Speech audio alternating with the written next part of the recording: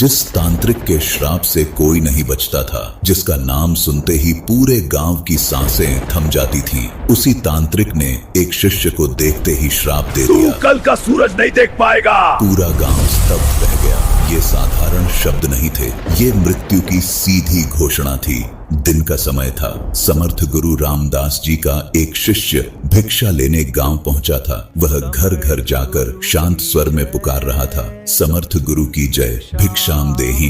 तभी एक दरवाजा जोर से खुला और बाहर निकला एक भयानक तांत्रिक, आंखों में क्रोध, स्वर में झर। वह गर्जा, मेरे द्वार पर आकर किसी और का गुणगान करता है। कौन है ये समर्थ? शिष्य ने बिना डरे उत्तर दिया, मेरे गुरु समर्थ रामदास जी, जो सर्व समर्थ हैं। इतना सुनते ही तांत्रिक का अहंकार भड़क उठा। वह क्रोध से कांप उठा और बोला, देखता हूँ कितना सामर्थ्य है तेरे गुरु में। और उसी क्षण उसने श्राप दे दिया, तू कल का उगता सूरज नहीं देख पाएगा। गांव में सन्नाटा छा गया। लोग फुसफुसाने लगे, इस तांत्रिक का श्राप कभी व्यर्थ नहीं जाता।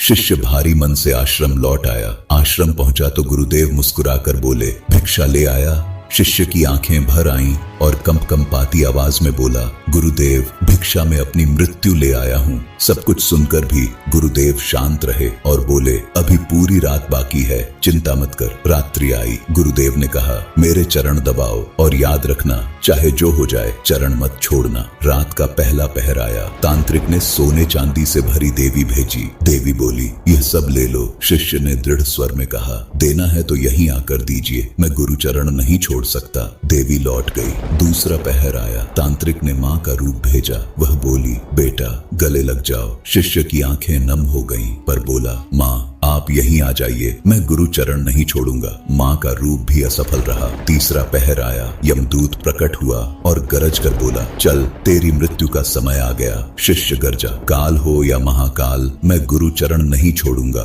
यमदूत भी लौट गया। सवेरा हुआ। पक्षी चहचहाए, सूरज उगाया। गुरुदेव उठे और मुस्कुरा कर बोले, अरे तुम तो जीवित हो। शिष्य चरणों में गिर पड़ा और आंसू बहते हुए बोला, जिसके सिर पर गुरु का हाथ हो उसे मृत्यु भी छू नहीं सकती।